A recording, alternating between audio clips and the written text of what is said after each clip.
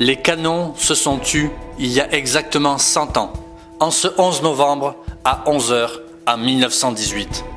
100 ans plus tard, la garde républicaine française est venue à Montréal pour rendre hommage et saluer les plus de 60 000 soldats canadiens qui ont participé à la Grande Guerre et qui en sont morts. Aux côtés des fusillés Mont-Royal au parc La Fontaine, un premier hommage a été rendu et un chœur d'une centaine d'enfants a entonné les hymnes nationaux canadiens et français avant qu'une autre cérémonie ait lieu, elle, à la place du Canada. Ici, la mairesse Valérie Plante, la brigadier générale Jenny Carignan et de nombreux autres dignitaires ont déposé pas moins d'une cinquantaine de couronnes au mémorial de la place du Canada.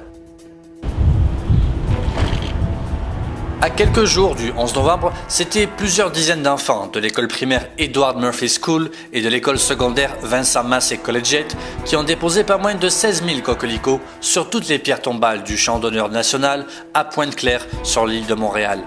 Les élèves se sont rassemblés pour une courte cérémonie autour du rond-point Curie et de sa croix du sacrifice. Une longue minute de silence avec pour seul bruit l'eau tombant sur les vêtements a marqué certains qui se sont recueillis. Par un vote de 301 contre 0, la Chambre des communes a adopté à l'unanimité une motion néo-démocrate pour réallouer les centaines de millions de dollars de fonds inutilisés pour améliorer les services et les prestations aux anciens combattants. Le gouvernement conservateur de Stephen Harper avait fait des coupes massives dans les services et les prestations aux anciens combattants entre 2006 et 2015, mais le gouvernement libéral de Justin Trudeau a lui aussi été incapable de dépenser les montants budgétés pour les anciens combattants. Entre le 25 octobre et le 7 novembre, l'Organisation du traité de l'Atlantique Nord, qui réunit 29 pays, s'est coordonnée avec la Suède et la Finlande, non membres, pour organiser un exercice géant en Norvège.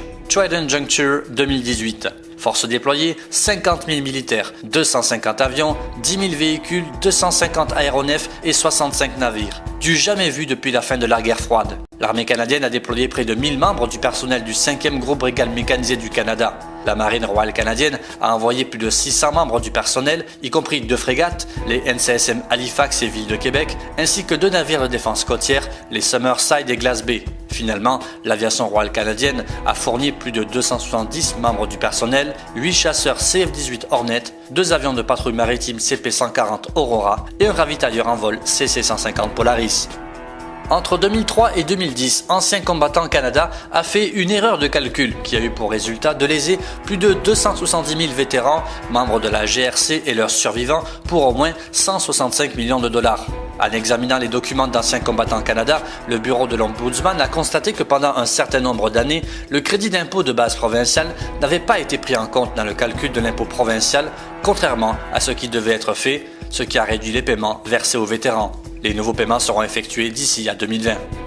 Au moins 500 000 personnes sont mortes en Irak, en Afghanistan et au Pakistan depuis le lancement par les États-Unis de la guerre contre le terrorisme après les attentats du 11 septembre selon une étude. Le bilan de cette étude inclut les civils, les insurgés, la police et les services de forces de sécurité locales, ainsi que le militaire américain et des forces alliées. L'Irak compte le bilan le plus lourd pour les civils, entre 182 000 et 204 000 morts, suivi par l'Afghanistan, près de 39 000, et le Pakistan, près de 24 000. Dassault est le constructeur de l'avion de chasse Rafale, l'un des 5 concurrents pour le contrat de 26 milliards de dollars destiné à remplacer les chasseurs CF-18 vieillissants de l'aviation royale canadienne. Mais l'avionneur français s'est retiré de la course pour le remplacement des CF-18. Le gouvernement français écrira bientôt, si ce n'est pas déjà fait, une lettre au ministère des Services publics et de l'approvisionnement pour l'en informer.